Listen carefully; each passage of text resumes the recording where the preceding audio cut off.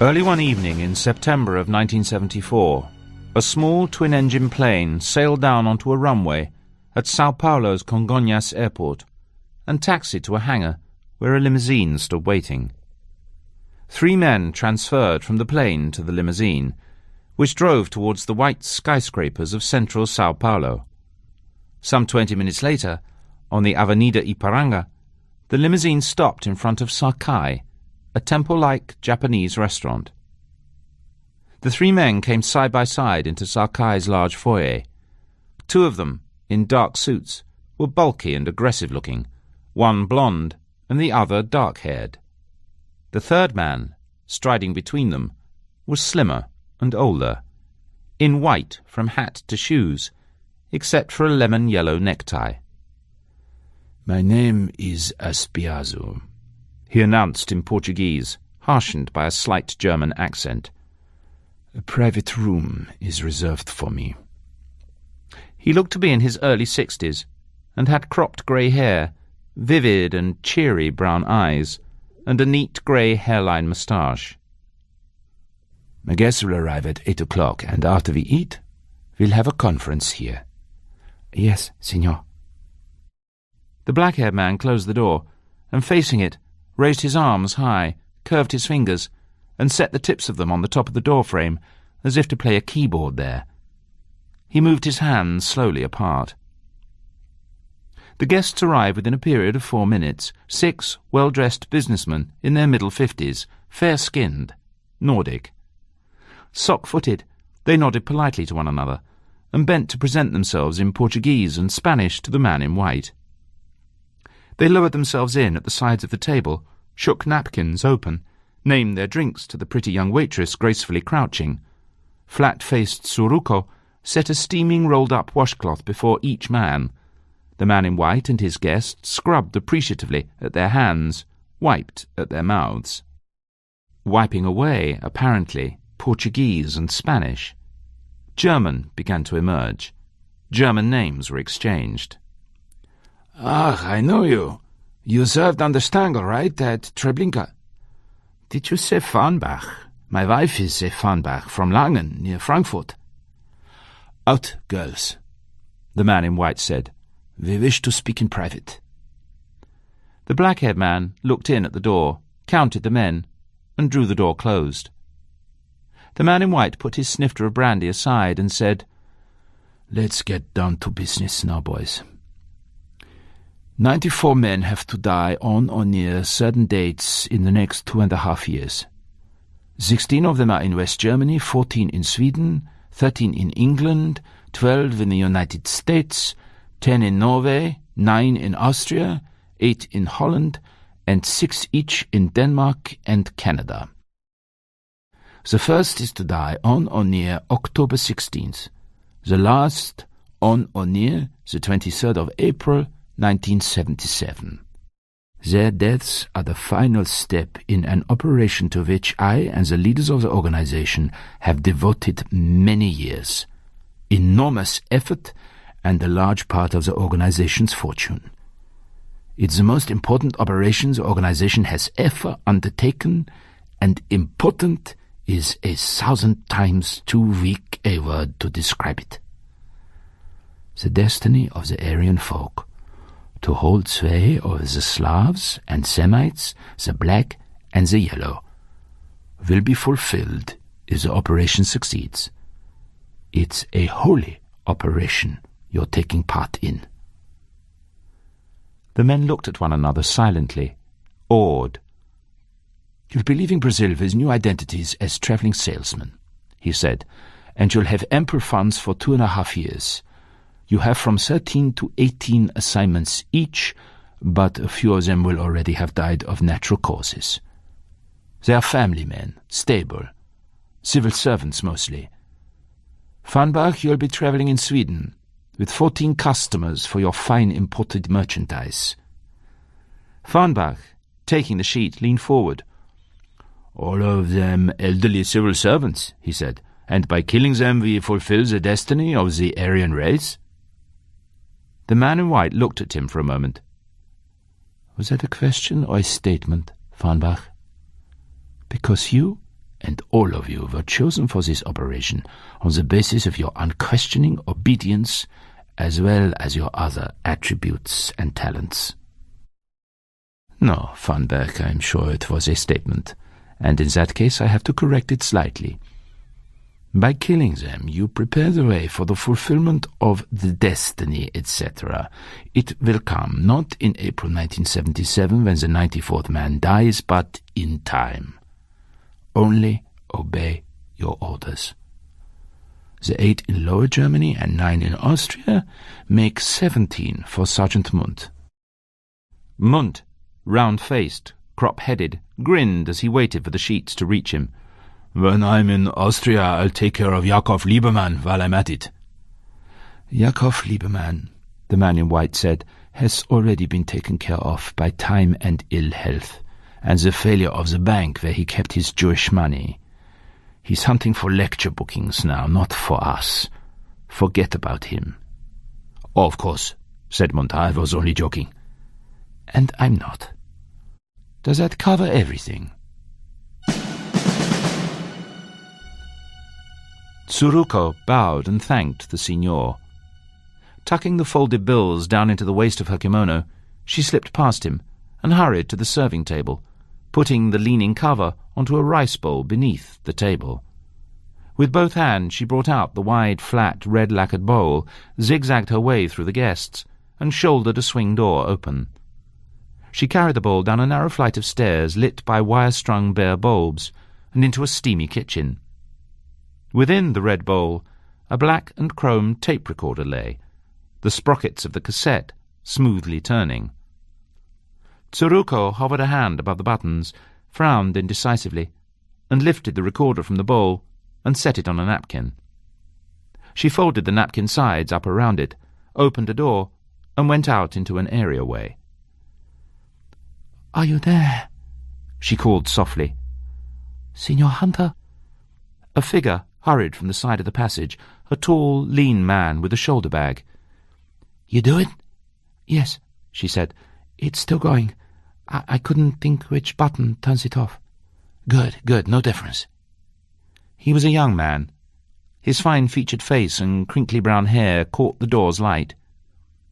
"You are a big helper to me," he told Tsuruko, fitting the recorder into his bag. Reaching to his hip, he brought out a wallet and opened it towards the light. 200 cruzeiros. Many thanks." He gave her hand a squeeze, and turned and went long-legging into the passage. He listened for about 5 minutes. Then he stopped, rewound, and started again. Then he paced as much as the room allowed, shaking his head and scratching the back of it, trying to figure out what to do. There was only one thing to do, he finally decided, and the sooner the better, never mind the time difference. He brought the recorder over to the bed, found the card with the name and number on it, tucked it under the phone, picked up the handset, and asked for the long-distance operator. "Be home, please, Mr. Lieberman." A phone rang, and was picked up. "Ja," as clear as round the corner. "Mr. Lieberman?"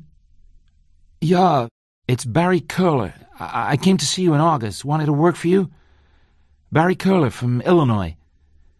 "Barry Curler, I don't know what time it is in Illinois, but in Vienna it's so dark I can't see the clock." "I'm not in Illinois. I'm in Sao Paulo, Brazil." "That doesn't make it lighter in Vienna." I'm sorry, Mr. Lieberman, but I've got a good reason for calling." "Don't tell me, I'll guess. You saw Martin Bormann in a bus station." "No, not Bormann. Mengele. And I didn't see him, but I've got a tape of him talking. In a restaurant." Silence. "Dr. Mengele?" he prompted. "The man who ran Auschwitz. The Angel of Death. He had half the SS there, and he's sending them out to kill 94 men. Just a minute. Begin at the beginning. What are you doing in Sao Paulo?" "You wouldn't take me on, so I figured I'd come down here on my own. I nosed around, and a couple of days ago I spotted Horst Hessen. At least I thought I did. I wasn't sure.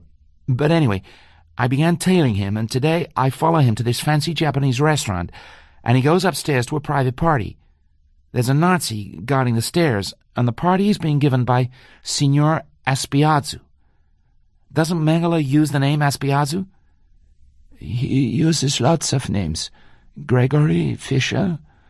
And Aspiazu, right? Silence. Yeah. Go ahead. So I went round the back and got to one of the waitresses.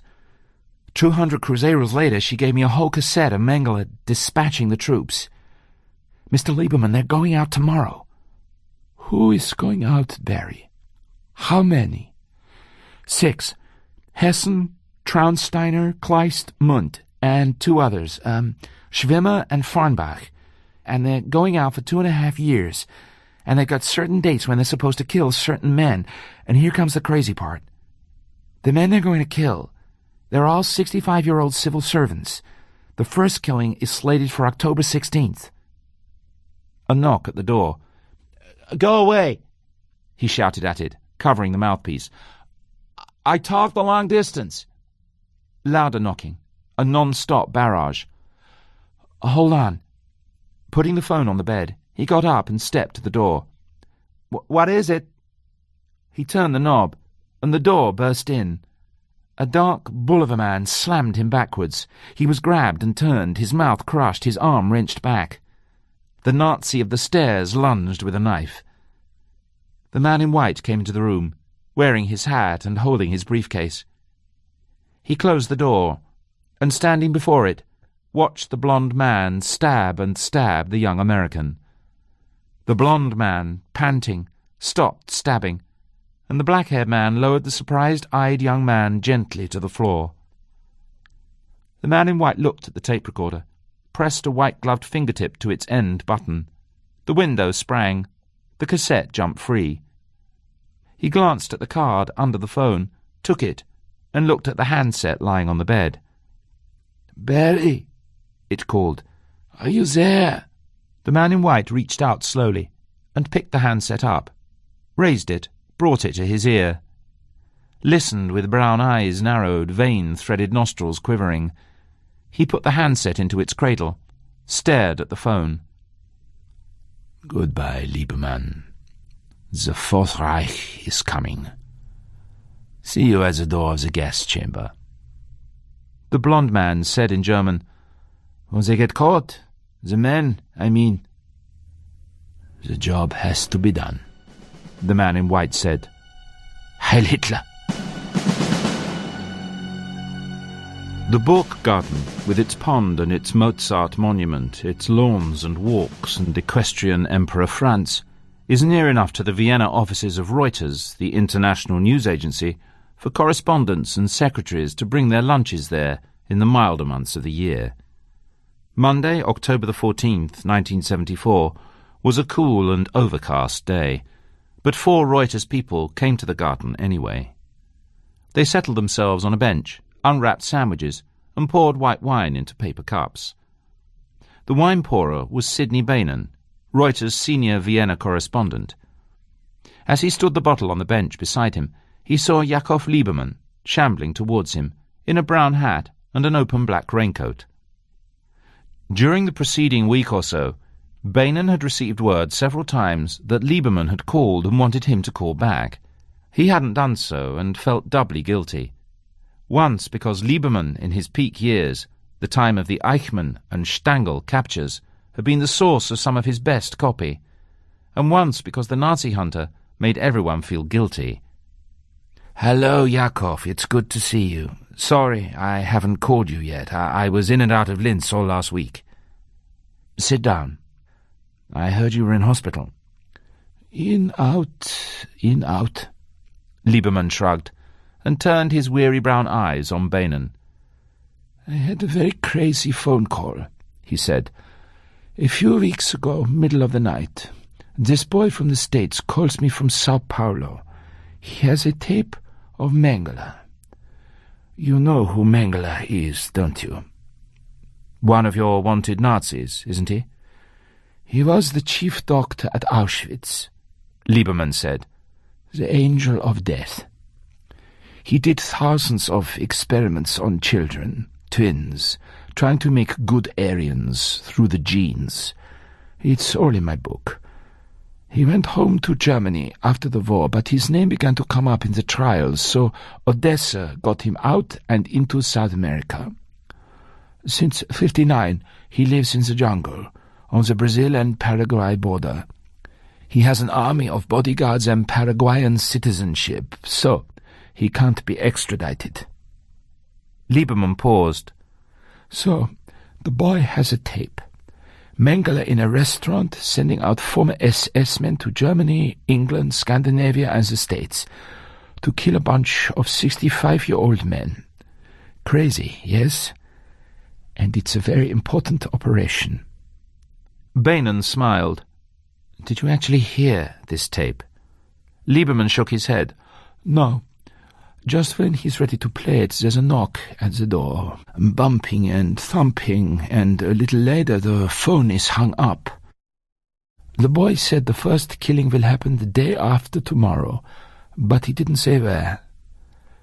Will you have your office in London send you clippings or reports from their other offices of men 64 to 66 years old, murdered or dying in accidents? Beynon frowned, poked at his glasses, and looked his doubts at Lieberman. It wasn't a hoax, Sidney. And if he was right, then it's something very big. Beynon nodded. How many killings are there to be altogether? Lieberman looked at him. A lot. I'm speaking in Germany till November 3rd, so whatever you get, please mail it to my apartment so I'll have it when I get back.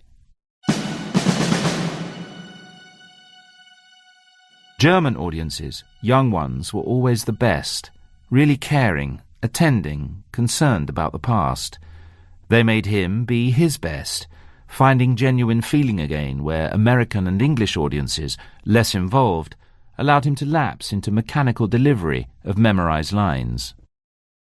In the beginning I only wanted vengeance, he told an intently watching young woman in the second row.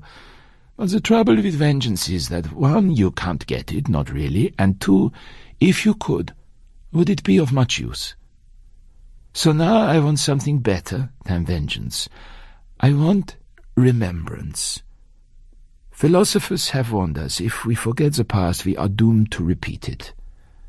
And that is why it's important to capture an Eichmann or a Stangl, not necessarily to convict them, but so that witnesses can be brought forward to remind the world that men no different on the outside from you and me can commit under certain circumstances the most inhuman atrocities. So that you and you and you will take care to see that those circumstances shall never again be permitted to arise. He bent his head. Thank you. If you have questions now, I'll do my best to answer them. He pointed to a hand in the back row. I can see, the young woman said, that it's important to get the key people put on trial, but aren't you still motivated by vengeance in a case like Frida Maloney, a rank-and-file guard who gets dragged back here after being an American citizen for so many years? He nodded and stayed silent for a moment. I gather from your questions that you're aware that a woman who has been a nursery school teacher and the finder of homes for homeless babies can also have been the same rank-and-file concentration camp guard, guilty perhaps of mass murder. Would you be aware of this somewhat surprising possibility if Frida Maloney hadn't been found and extradited? I don't think so. Mengele had nothing to do but wait, till the 1st of November, when the calls were coming to headquarters. And now at last the day had come, a fine one, so blinding bright that he had drawn the study curtains. The radio was on and tuned into the headquarters frequency, with the earphones lying ready beside a memo pad and pen. Shortly before noon, when he was beginning to get quite impatient, the drone of a plane came with increasing loudness through the curtains. The drone of the headquarters plane, which meant either very good or very bad news. He came out onto the side of the grass airstrip, in time to see the plane, stop now, propellers dying. The door swung open, and one of the guards trotted over to help a tall man in a light blue suit down the steps. Colonel Seibert. It had to be bad news. The colonel saw him and waved. Mengele started forward. News? The colonel nodded, smiling. Yes, good news. All the salesmen checked in. The October customers have all been seen. 4 on the exact dates, 2 a day early, and 1 a day late. Mengele pressed his chest and breathed. Praise God. I was worried. The plane coming. I felt like taking a flight. Colonel Rudolph called me yesterday morning. Oh? Mengele saw at once that the pleasure of flying wasn't the reason the colonel had come. How is he? Fine, but a little concerned. Lieberman spoke at Heidelberg 2 weeks ago. He asked the audience a rather unusual hypothetical question. Why we, you and us, would want to kill 94 65-year-old civil servants. Why didn't you tell us? Frankly, Mengele said, I was afraid you would want to postpone, in case Lieberman got an investigation going. You are right, that's exactly what we would have wanted, the colonel said. You put 6 of our men into much more danger than we bargained for. And by doing so preserved your very large investment, not to mention the destiny of the Aryan race. I agree, Joseph, I agree, the colonel soothed. But if Rudel learns that you let the men leave knowing Lieberman was alerted, he'll cut you out of the operation completely.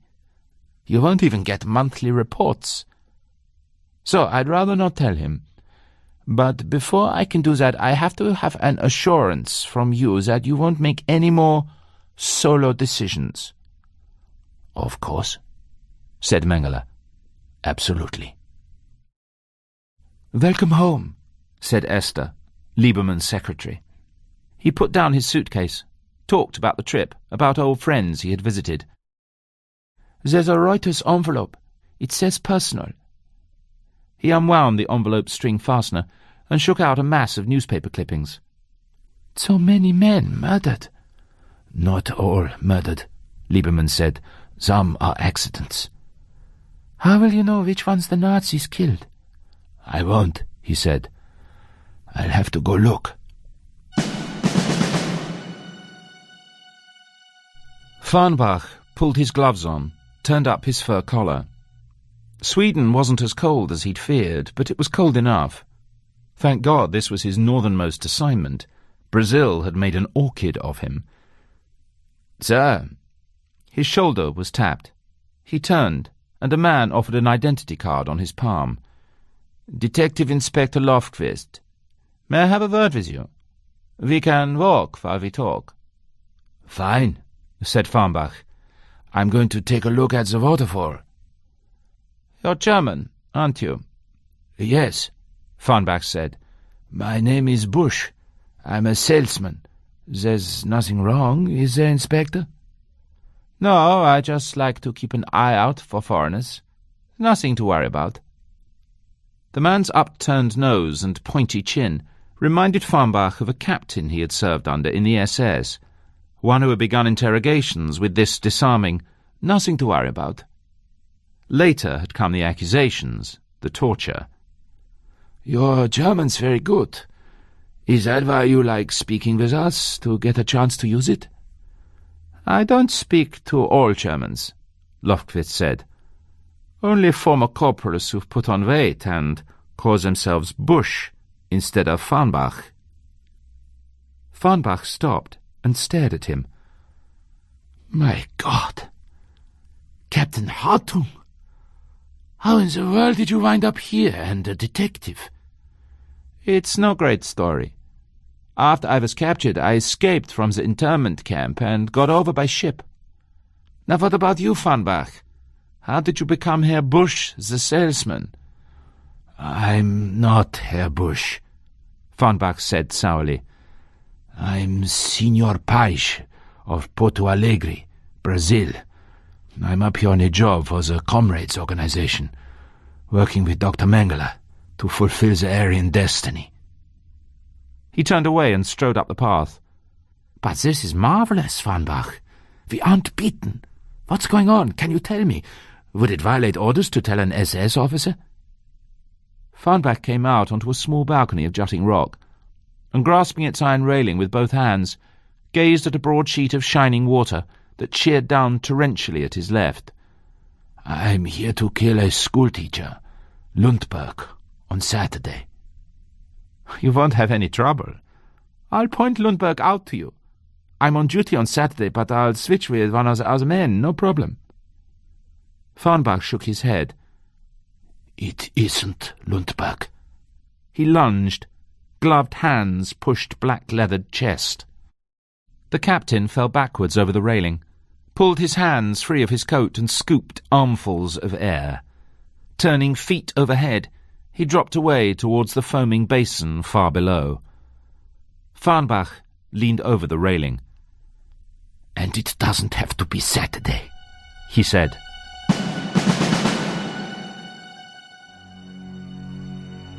Getting off the plane at the Essen-Mulheim airport, Lieberman was surprised to find that he felt pretty good. Not great, no, but not rotten either. And rotten was the way he had felt the other 2 times he had set foot in the Ruhr. Hitler's armory, this place had been, and its pall of smoke had seemed like a mark of wartime guilt.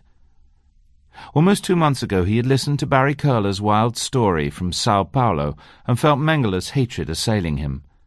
And now, finally, he was taking action, was going into Gladbeck to ask questions about Emil Doring, 65, until recently on the staff of the Essen Public Transport Commission. Was there a reason why Mengele and the Comrades organization should have wanted him dead? If 94 men really were to die, there was a chance that Doring had been the first of them. A straightforward accident, Chief Inspector Haas said. It was a whole section of third-floor wall that came down on him. The insurers have already reached an agreement with the widow. If there were any suspicion of murder, you can be sure they wouldn't have been in such a hurry. Could you give me Frau Doring's address and telephone number? Lieberman said. Then I'll be on my way. The door opened to the extent of its short, tight chain, and a boy looked out, pushing dark hair aside from his forehead. He was 13 or so, gaunt and sharp-nosed. Is this Frau Doring's apartment? Yes. The boy was a grandson, Lieberman supposed, or maybe, since Frau Doring was so much younger than Doring had been, a son. Whoever he was, the boy held a hand out for Lieberman's hat, and he went in. A woman stood there, a pretty woman in her early 40s. Please, she said with some embarrassment, could I ask you to show me some identification? His initials are in his hat, the boy said behind Lieberman.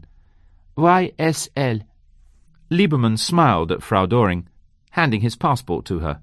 That's very good. I didn't even notice you looking. The boy, brushing aside his dark forelock, smiled complacently. Frau Doring returned the passport.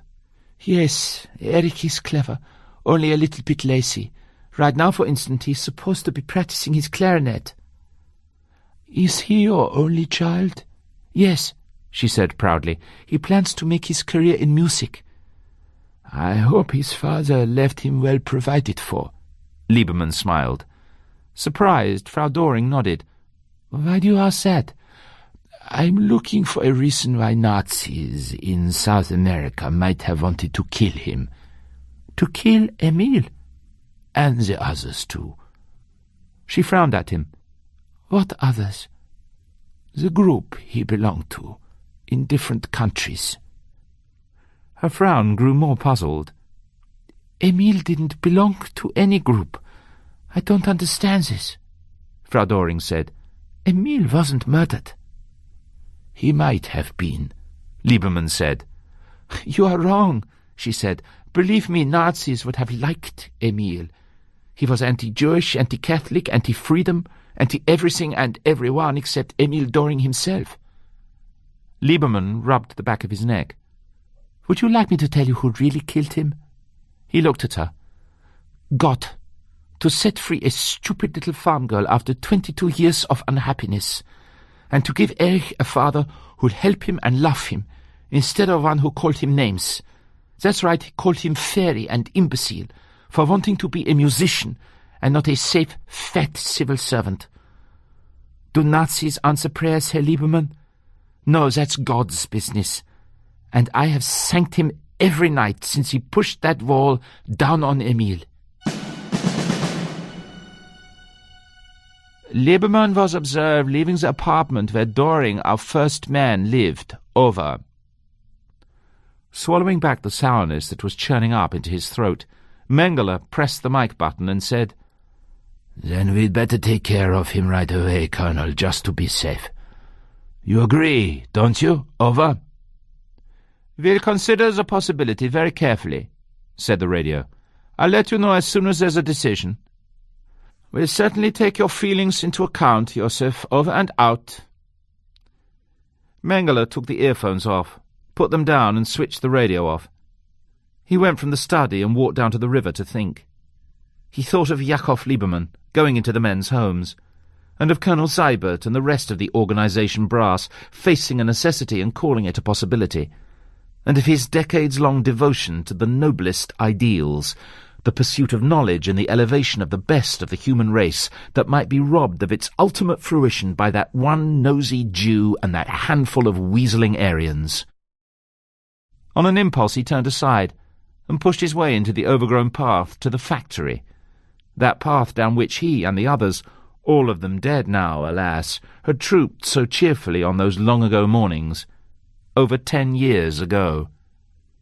He looked about at the dormitory, and up through its broken roof at treetops, and stars that came and went among them, and, maybe not, at his Führer, watching him. I won't fail you, he promised. He looked about, at the place where so much, so gloriously much had already been accomplished, and glaring, said aloud, I won't!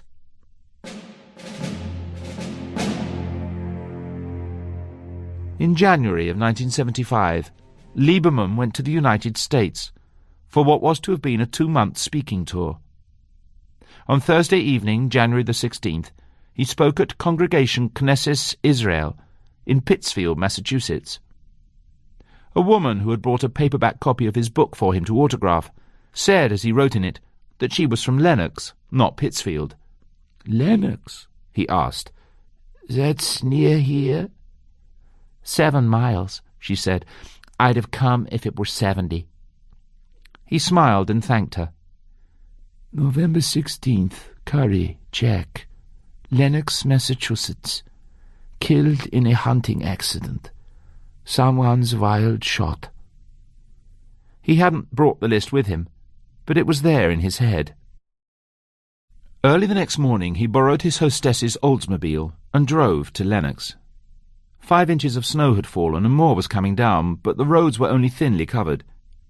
In Lenox he found that no one had admitted shooting Jack Curry, and no, off the record, Police Chief De Gregorio wasn't sure that it had been an accident. The hit had been surprisingly clean, smack through the back of the red hunting cap. At mid-morning, Liebermann sat in a small, untidy kitchen, sipping tea from a mug and feeling miserable because Mrs. Curry was going to cry any minute. Like Emil Doring's widow, she was in her early 40s, but that was the only resemblance. "I'll only ask a few questions," he said.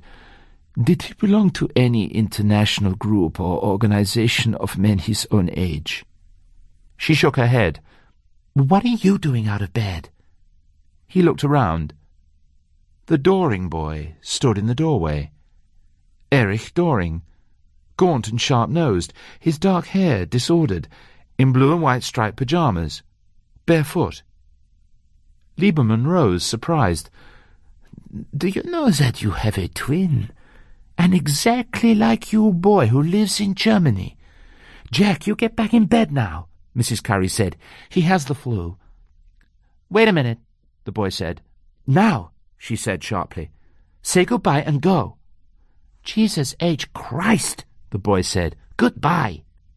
He stalked from the room. "It's amazing," Lieberman said. "I thought he was the boy in Germany visiting you. Even the voice is the same. The look in the eyes." "Everyone has a double," Mrs. Curry said. "Well, I don't like to be inhospitable, but you can see I've got an awful lot here that needs doing." Lieberman blinked and nodded, and reached for his coat on the chair back. "Astounding, such a sameness. Peas in a pod. And even more astounding when, on top of the sameness of their gaunt faces and skeptical attitudes, you put the sameness of 65-year-old fathers who were civil servants dead by violence within a month of each other. And the sameness of their mother's age, 41 or 2. How could so much sameness be? Was it possible that Mrs. Curry and Frau Doring had both had affairs with the same gaunt, sharp-nosed man 9 months before their sons were born? Even in that unlikely event, the boys wouldn't be twins. Mengeler's main interest. The subject of his Auschwitz experiments. Now, listen, Lieberman, you're going a little bit overboard. More than 2 months ago you saw Erich Doring for less than 5 minutes. The whole thing is that 2 men happen to have sons who look alike. But what if it's more than 2? What if it's 3? Dear God, it had to be. He let it all come together. Part of it, anyway. At 7:15, in the library, he called Mrs. Curry. "Good morning, it's Yakov Lieberman again.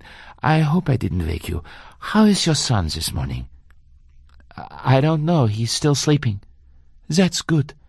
That's the best thing, a lot of sleep." "He doesn't know he's adopted, does he? That's why you got nervous when I told him he has a twin." Silence. "Just tell me one thing, please. It's very important.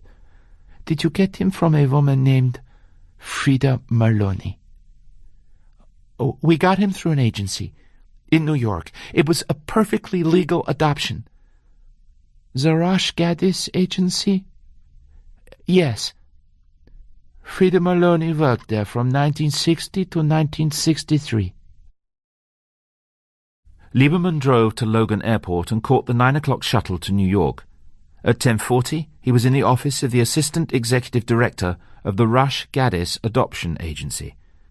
She wasn't a caseworker. She wasn't qualified for that. She was a file clerk. So she didn't find homes for babies.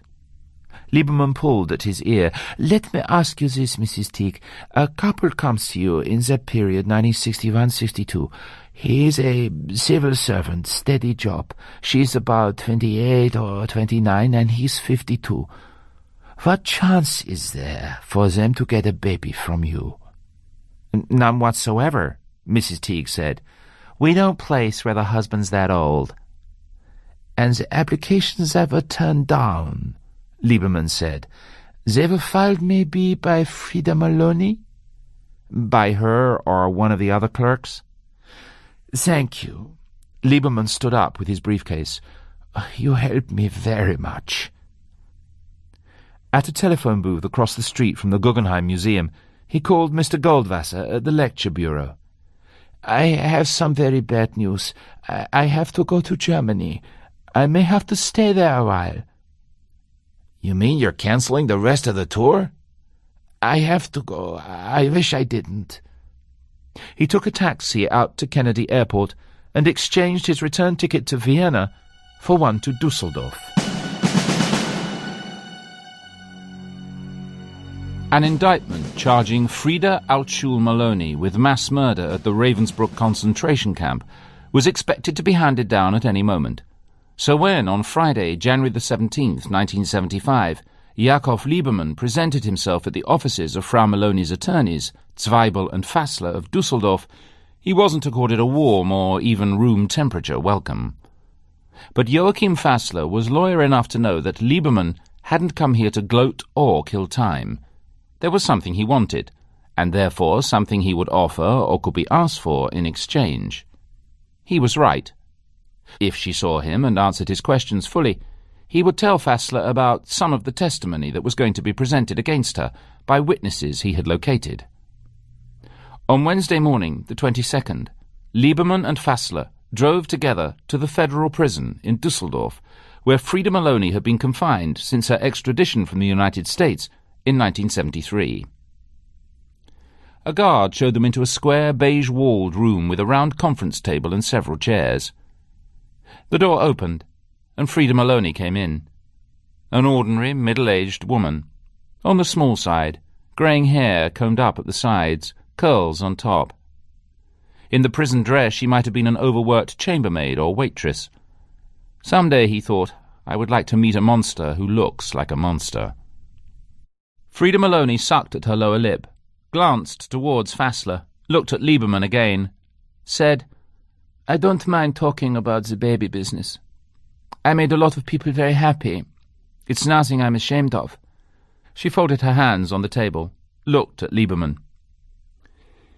"A man from the organization got in touch with me," she said, "in 1960. Really was the only name he gave me. They wanted me to get a job as an adoption agency. Rush Gaddis called me in and they hired me. What I did there was go through the mail and the files looking for applications where the husband was born between 1908 and 1912 and the wife between 1931 and 1935. The husband had to have a job in the civil service, and both of them had to be white Christians with a Nordic background. Between Christmas 1960 and the end of summer 1963, when it ended and I left, this is what would happen. Willie would call me. He'd say, "See if the Smiths in California want one in March or whatever month, usually 2 months away. Ask the Browns in New Jersey, too." So I would call the Smiths and the Browns. A former neighbor of theirs told me they wanted a baby. I would say, were they still interested? Almost always they were. She looked challengingly at Lieberman. Not just interested, overjoyed. The women especially. I told them I could get a healthy white infant a few weeks old with New York State adoption papers.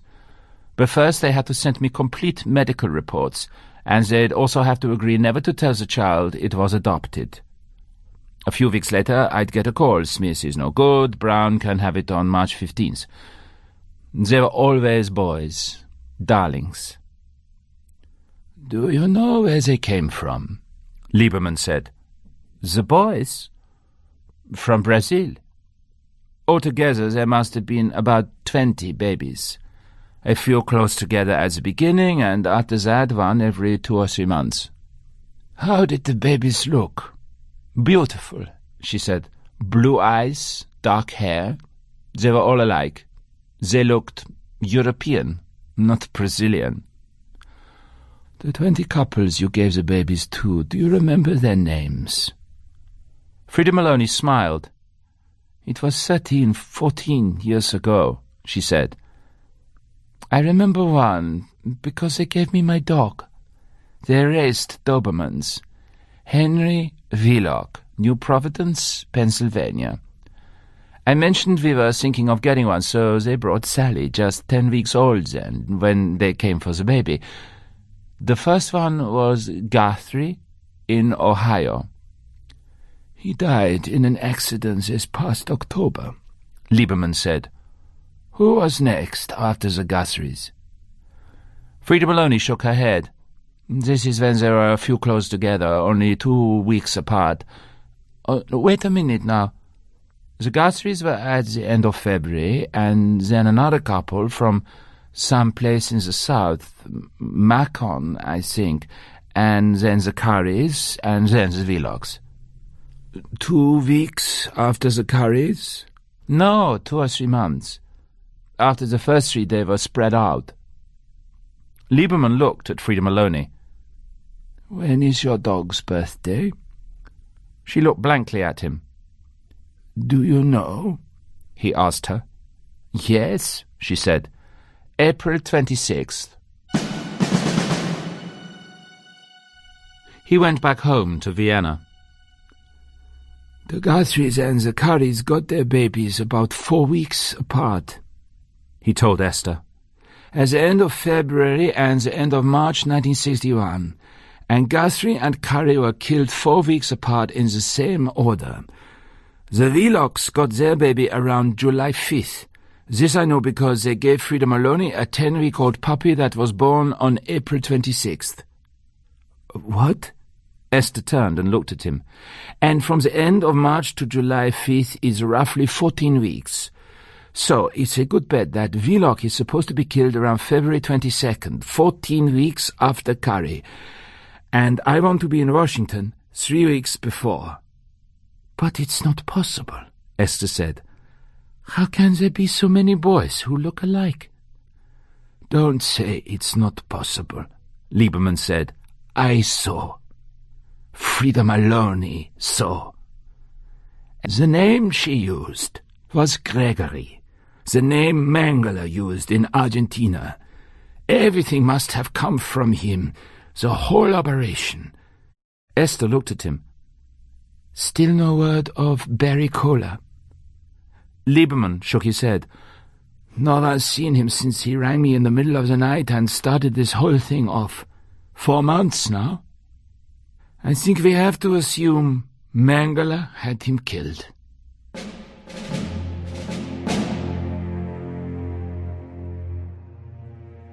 On Friday evening, January the 31st, Mengele was using the name Mengele. He had flown with his bodyguards to the island of Santa Catarina, where in the ballroom of the Hotel Novu Hamburgu, decorated for the occasion with swastikas, the Sons of National Socialism were holding a dinner dance. What excitement when Mengele made his appearance, and how happy and healthy he looked. And why not? Tomorrow he would put 4 more ticks on the chart and be more than halfway down the first column, 18. He sat on the dais, was toasted most eloquently, and turned his attention to the ravishing blonde on his right. Last year's Miss Nazi, as she turned out to be, and small wonder. While he was dancing with Miss Nazi, Farnbach danced close and said, "May I present my wife, Ilse, sweetheart, Herr Dr. Mengele." Mengele stopped dancing, stared at him and said, "You're supposed to be in Christianstadt, getting ready to kill Oscarson. Traitor!" He flung himself at Farnbach and grabbed his thick neck, pushed him backwards through dancers, strangling him. Hands pulled at Mengele, women screamed, the music splintered and died. "This man is a traitor!" he shouted at all of them. "He betrayed me! He betrayed you! He betrayed the Aryan race!" "They called me back," Farnbach said. "You're lying!" "No!" Farnbach cried. "Everyone's back!" Mengele stared at him, swallowed. "Why?" he asked. I don't know," Farnbach told him. "I don't ask questions. I do as I'm told." He called Zeibert's private number. "This is Mengele. I just saw Farnbach." Silence, and then, "Damn it. I was going to tell you in the morning. It's Lieberman. He saw Frida Maloney last week. She must have told him the whole story of her end of things." "Why couldn't they simply have killed Lieberman when they had the chance?" "The whole thing has become too risky. It's going to end up putting the organization in the limelight, and so would Lieberman's murder. 17 of the men are dead. This means, according to your figures, that we can be sure of 1 or even 2 successes." "What if my figures are wrong? What if the chance isn't 1 out of 10, but 1 out of 20, or 30, or 94? Where are we then?" "Look," said Seibert, "if it were up to me, I would kill Lieberman regardless of the consequences and go on with the others. I'm on your side." "That's very comforting," Mengele said. "Good night." He hung up. Esther had her hat and coat on and 1 foot out of the door when the phone rang. An operator, with a call for Yakov from Sao Paulo. Esther told her Herr Lieberman was out of town. The caller, in good German, said he would speak to the lady. "Yes," Esther said. My name is Kurt Kohler. My son Derry was... Oh, yes, I know, Herr Kohler. I'm Herr Liebermann's secretary, Esther Zimmer. Is there any news? Yes, there is. And it's bad news. Barry's body was found last week. Esther groaned. I'm so sorry. Thank you. He was stabbed and then dumped in the jungle. From a plane, apparently. I thought Herr Liebermann would want to know. Of course, said Esther. I'll tell him. They took Barry's wallet and passport, of course. Those filthy Nazi pigs. But there was a piece of paper in his jeans that they overlooked. It looks to me as if he wrote down some notes while he was listening to that tape recording, and there's a great deal here that I'm sure Herr Liebermann can make use of. Could you tell me where I can get in touch with him? Yes, he's at Heidelberg tonight. I've got the number right here.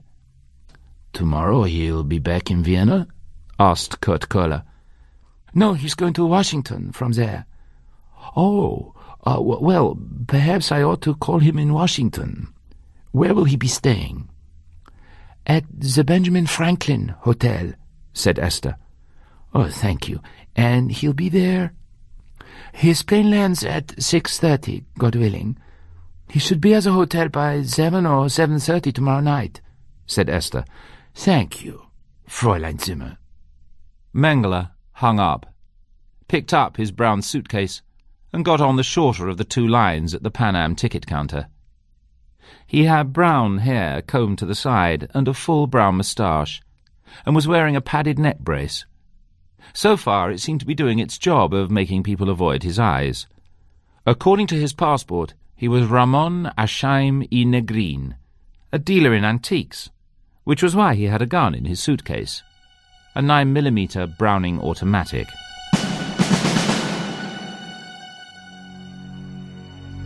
The professor of biology at the University of Heidelberg, whose name was Nürnberger, bent back his pinky. Identical appearance, he said, and bent back his next finger. Similarity of interests and attitudes. The last finger. The placement with similar families. This is the giveaway. You put these together and there's only one possible explanation. Dr. Mengele was apparently a good 10 years ahead of the field. The others, English and Americans for the most part, didn't begin until the 50s and still haven't worked with a human over. Excuse me, Liebermann said, but I don't understand what you're talking about. Nürnberger looked surprised. Mononuclear reproduction. The breeding of genetically identical copies of an individual organism. Have you studied any biology at all? A little, Liebermann said, about 45 years ago. Nürnberger smiled. That's just when the possibility of it was first being recognized by Haldane, the English biologist. He called it cloning. This can be done? It's been done. With frogs, a far simpler procedure. Could Mengele have done it with humans in the early 60s? Nürnberger shrugged. The theory was already known. All he needed was the right equipment, some healthy and willing young women, and a high degree of microsurgical skill.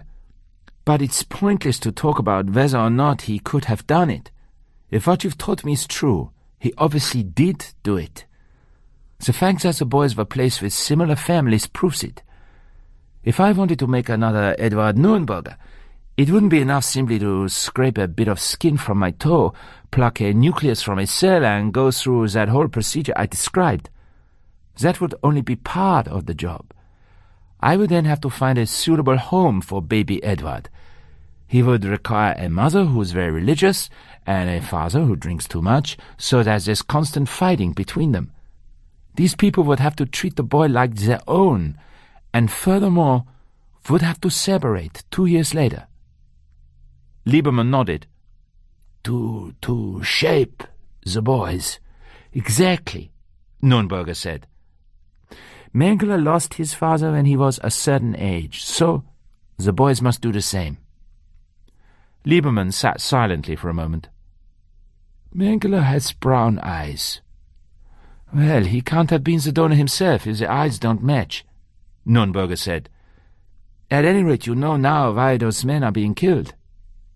Lieberman stood, ashen and beaten-looking, his glasses hanging from the hand at his side. The donor has to be alive, yes? No, not necessarily, Nürnberger said. With a single hair from Mozart's head, someone with the skill and equipment. Lieberman shook his head. Not Mozart. Hitler. His father was a civil servant. He died at 65. When the boy was 13. God in heaven.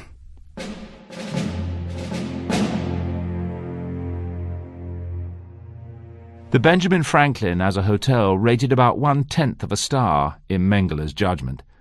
As a place to rid oneself of an enemy bent on destroying one's life's work and the last hope of Aryan supremacy, however, it rated 3.5 stars, possibly 4. At 6:45 he was seated in the lobby, leafing through a copy of Time and keeping an eye on the revolving door. At 8 o'clock he stepped into a phone booth and called the hotel. Have you a room reserved for Mr. Yakov Lieberman? Yes, we do. Would you like to leave a message for him? No, thank you. I shall call later. Where the hell was Lieberman? On Wednesday afternoon, at a few minutes after 2 o'clock, Lieberman got out of a traffic-locked taxi in the middle of Manhattan's Garment Center, crossed a street, and looked at the building there. Room 1205 had YJD on the pane. He knuckled it. Yes, a young woman's voice. It's Yakov Lieberman. A bolt clicked, and the door opened. Shalom, he said. We have to be careful, the girl apologized. They were in a tiny, cluttered anteroom. On the wall opposite, a door with a young Jewish defenders poster taped to it, a hand brandishing a dagger in front of a blue Jewish star. The girl excused herself past Lieberman and knocked at the posted door. Reb, Mr. Lieberman's here. Rabbi Moshe Gorin, handsome, dark-haired, smiling, took Lieberman's hand. You're one of the few men in the world I really admire. Gorin introduced several other men, all in shirt-sleeves and, like Gorin, skull-capped. The phone on the desk rang. You're not expecting any calls, are you? Lieberman shook his head. Nobody knows I'm here. I'm supposed to be in Washington. I was on my way there yesterday to go to the FBI about some killings I'm investigating here and in Europe by former SS men, arranged for by the Kameradenwerk and Dr. Mengele.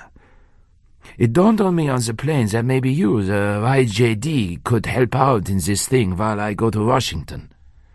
Whatever we can do, Gorin said. Just ask. Thank you, said Lieberman. That's what I was hoping. I may need you to guard someone, a man in Pennsylvania, in a town there, New Providence.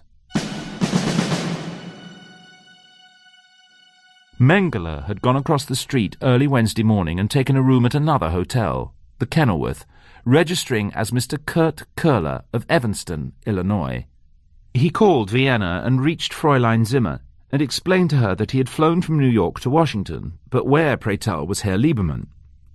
Not at the Benjamin Franklin Hotel. Fräulein Zimmer was surprised, but not alarmed. She would call Herr Köhler as soon as she had information. He slept Wednesday night at the Kenilworth. At a few minutes after 8 on Thursday morning, the phone rang. Hello? Is this Mr. Kurt Köhler? A woman, American, not Fräulein Zimmer. I'm Rita Farb, a friend of Yakov Lieberman. He's been staying with us in New York. He asked me to call you. He'll be in Washington tonight about 6. He has to make a little detour into Pennsylvania, but he'll definitely be there and call you first thing. Is he going to speak to Henry Wheelock in New Providence? Yes, I got directions for him. By 9 o'clock, Mengele was on the highway, in a white Ford Pinto under a bright blue sky. Moustache on, a wig, gun under his arm, God at his side. Driving at the 55-mile-per-hour speed limit, he would reach New Providence almost an hour before Lieberman. He found Old Buck Road branching right and left, chose the right-hand branch and headed back, watching for mailboxes, which were few and far apart, which was good. He could use the gun. H.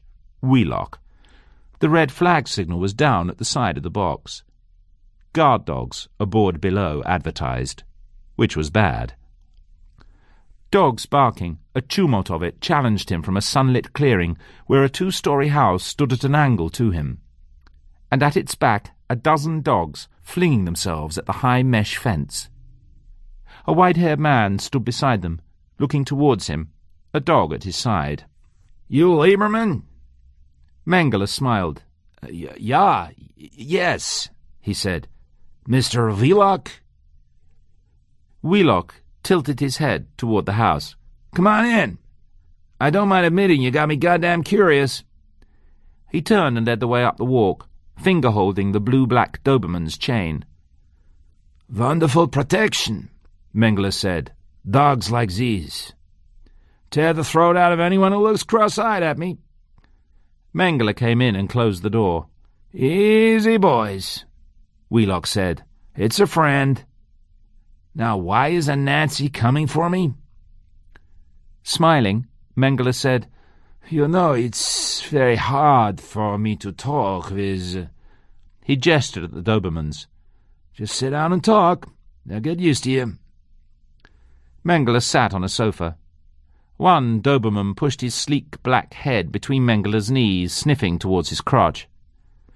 "Mr. Wheelock, I'm sure these dogs are perfectly trained, but the fact is I'm very uncomfortable when a dog is in the room with me, and to have 4 of them present, well, this is a nightmare for me." "Well, you should have said so right off the bat," said Wheelock. "Come on, boys." He pointed the Dobermans through a doorway by the sofa and closed the door. "I'll tell your story quickly," Wheelock said. "I don't like to keep them cooped up in there too long." "I'll come directly to the point," Mengele said. "But first, I should like to lend you a gun, so you can defend yourself." "Got a gun," Wheelock said. "A Luger, and 2 shotguns, and a rifle." "This is a Browning," Mengele said, taking the gun from its holster. "Raise the hands," he said, wagging the gun's barrel upward.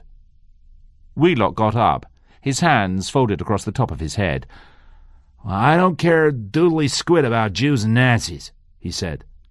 "Good," said Mengele. "But nevertheless, I should like to put you someplace where you can't give Lieberman a signal. Is there a cellar?" "Sure," Wheelock said. "Go to it," said Mengele, keeping the gun aimed at Wheelock's red-shirted chest. "Are there any other dogs in the house besides those 4? "No," he said. "Lucky for you. Where's your wife?" "At school in Lancaster." Wheelock walked into the hallway. "Have you pictures of your son?" "What do you want them for?" "To look at," Mengele said. "I'm not thinking of hurting him. I'm the doctor who delivered him." "What the hell is this about?" Wheelock stopped. "Have you pictures?" "There's an album in there, where we were, on the table."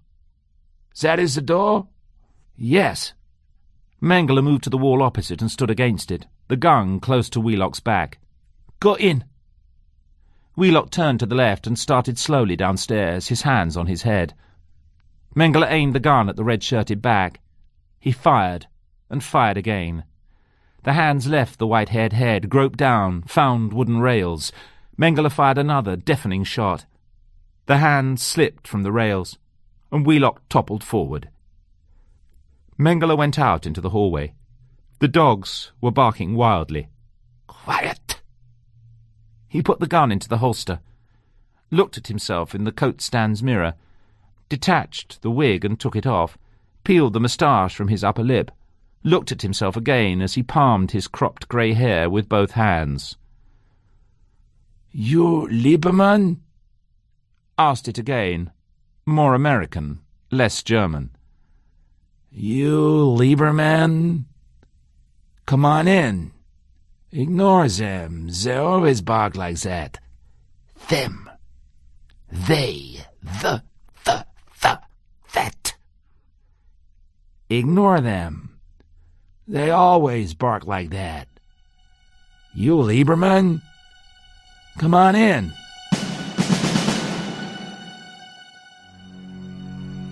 The door had a knocker, a dog's head of iron.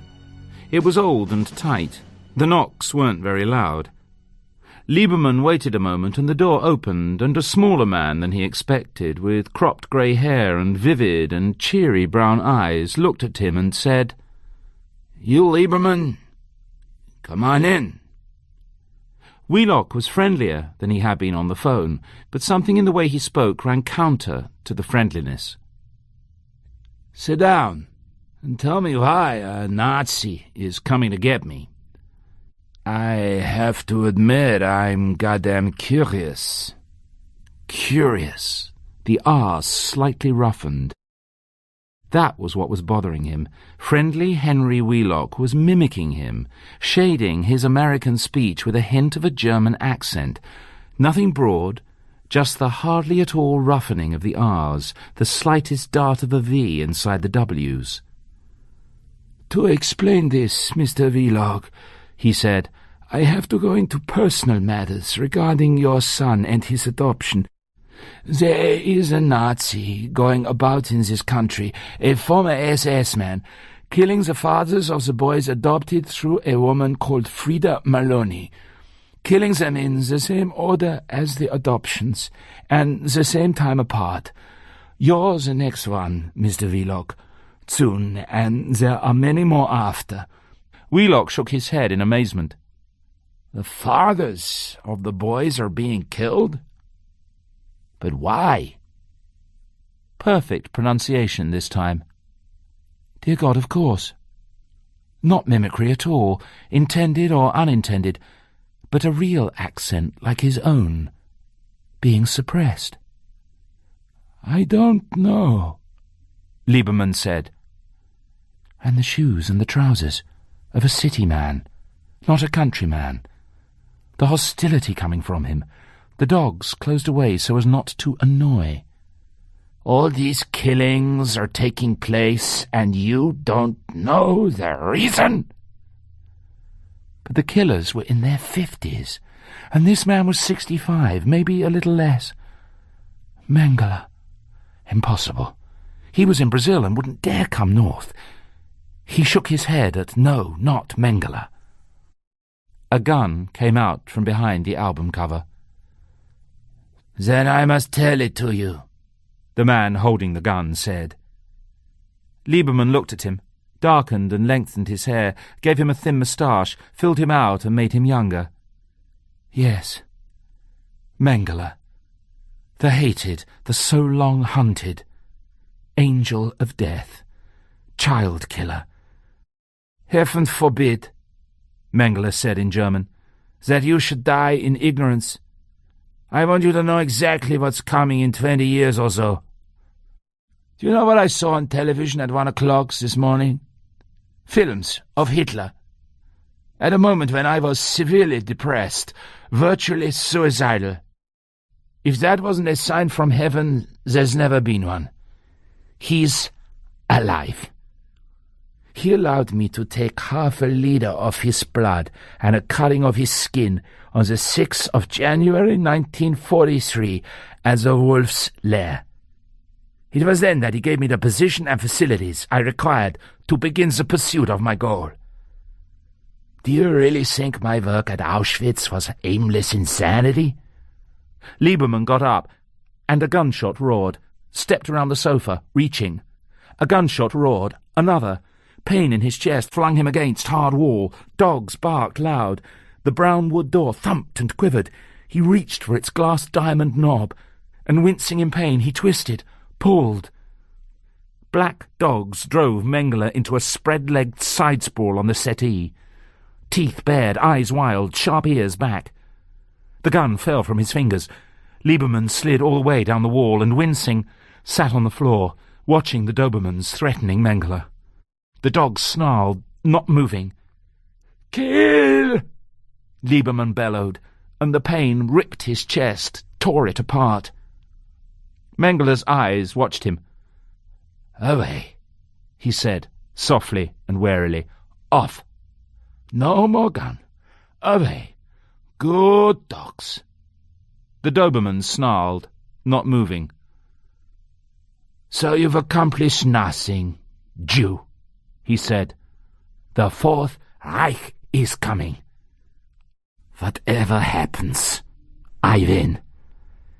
18 of them have lost their fathers when he lost his. And at least one of the 18 will grow to manhood as he grew, become who he became." Footsteps on the porch. The front door opened. The boy stood in the doorway, gaunt and sharp-nosed, dark-haired. He looked at Lieberman, looked at Mengele and the Dobermans back and forth, pale blue eyes wide, pushed his dark forelock aside with a mitten. "Sheesh. Mine dear boy," Mengele said, looking adoringly at him. "My dear, dear boy. You cannot possibly imagine how joyous I am to see you standing there, so fine and strong and handsome. Will you call off these dogs? They're under the mistaken impression that I, not that vicious Jew over there, am the one who came here to do you harm." The boy looked uncertainly at him. "Where's my father?" he said. "I don't know," said Mengele. "I suspect that since he had a gun that I succeeded in taking away from him, he may have done away with your father. Call the dogs off, and we'll look for him." Lieberman wagged a finger, trying to catch the boy's eye. The boy looked at Mengele. "Ketchup," he said. The Dobermans turned and came jumping and hurrying to him. "We better call the police," said the boy, frowning. Mengele sat gazing at him. "Yes, we must. Do a favour for me, mine. Bobby, dear. Take the dogs and go into the kitchen and give me a glass of water. I shall call the police, and then I'll look for your father." The dark forelock fell aslant the boy's forehead.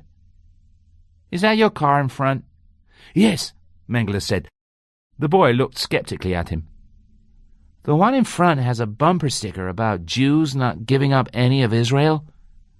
You call him a Jew." "And so he is," Mengele said. "At least he looks like one. This is hardly the time to talk about what words I used." "He switched it around, didn't he? He had the gun and let you in." Lieberman nodded. "That man is your enemy," Mengele cried. "You think I'm retarded?" The boy moved to the table, picked up the phone. "Please, I'll explain. I did lie. Yes, I had the gun. To help you. Please, listen to me for 1 minute." The boy lowered the phone, hung it up. "Thank you," said Mengele. "I should have known you would be too clever to lie to. You are clever, aren't you? Smarter than your teachers." The boy shrugged. "You have high ambitions to be a great painter or an architect?" "To make movies." "Of course," Mengele smiled. "You and your father have thought about this. You resent him with good reason." The boy looked at him. "Who are you?" "The man you think of as your father," Mengele shook his head, "is not your father. And your mother, she is not your mother. Bobby, you were born of the noblest blood in all the world. You have it within you to fulfill ambitions 1,000 times greater than those of which you presently dream." "Who are my real parents?" the boy asked. "It would be better for you not to know yet," Mengele said. "When you're older, more mature." "Pickles," the boy said. The Dobermans rushed snarling at Mengele. "Tell me," the boy said, "right now, or I'll say something else to them. I mean it. I can make them kill you if I want." You're the living duplicate of the greatest man in all history, Mengele cried. Who? The boy challenged. Mengele stared at him over the heads of the snarling Dobermans. Adolf Hitler. You know what? You're the biggest nut I ever met. Mustard, he said. The Dobermans leapt. Mengele flailed, cried out. Lieberman looked, winced. Off, the boy said finally. Lieberman looked up at him, pointed at the phone. If I call the police, are you going to tell them what I did? The boy said. Lieberman shook his head. The boy put out his hand. Shake? He brought his hand up, shook the boy's hand, as little as possible. He was really weird, the boy said. Lieberman closed his eyes. My helper, Hitler. Sandy, the girl from the YJD office, called with a lunch invitation for Tuesday the 11th. Smilkstein's, a restaurant on Canal Street. When the waiter had cleared the table and gone downstairs, Rabbi Gorin spoke. There are 94 boys, he said, who have to be killed. I know what you're going to say, Yakov. We shouldn't do it. They're boys, said Lieberman. No matter what their genes are. This was Mengele's business, killing children. Should it be ours? Yakov, if one becomes Hitler, just one. My God, you know what we've got. We not only have the right to kill them, we have the duty. Brace yourself, said Lieberman.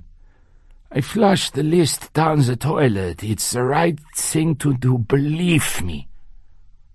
Gorin pulled in breath, his fists clenched. It's Jews like you that let it happen last time. Lieberman looked at him. Jews didn't let it happen. Nazis made it happen. People who would even kill children to get what they wanted. Gorin's jaw clenched. Lieberman watched him go, drew a breath, and turned to the stairs. He took hold of the banister and started caning himself slowly downwards, one step at a time.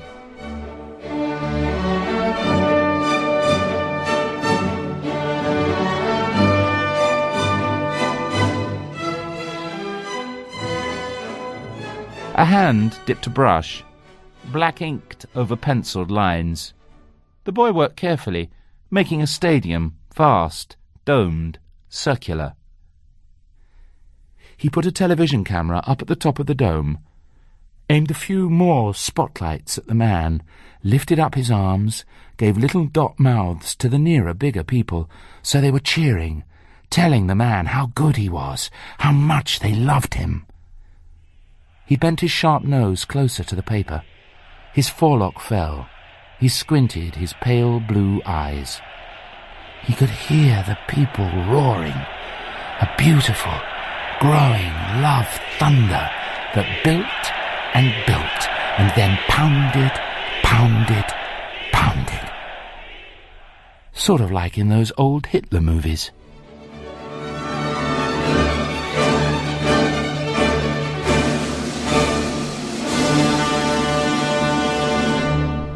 Alex Jennings was reading The Boys from Brazil by Ira Levin, abridged by Adrian Bean. It was a peer production.